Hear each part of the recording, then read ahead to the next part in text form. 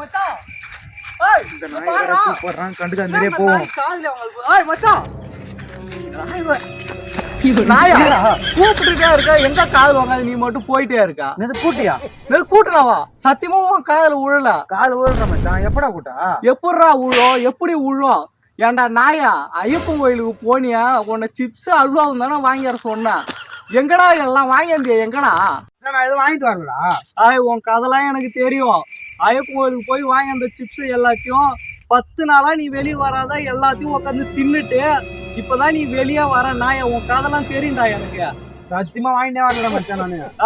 பக்கத்து வீட்டு பையன் எல்லாத்தையும் என்கிட்ட சொல்லிட்டான் என்கிட்டலாம் மறைக்கலாம்னு நினைக்காத ஐயோ அந்த நாதாரி வேற போட்டு கொடுத்துருக்கு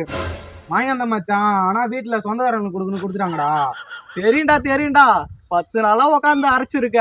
வயிறு 2 இன்ச்சு முன்னாடி வந்திருக்கு போடா பாத்துக்கிறா அடுத்த வருஷம் இதுக்காக நான் மலைக்கு போறேன்டா நம்மளும் எப்படியாவது அடுத்த வருஷம் மாலை போட்டு ஐயப்பன் கோயிலுக்கு போயே ஆகணும் இதுக்காகவே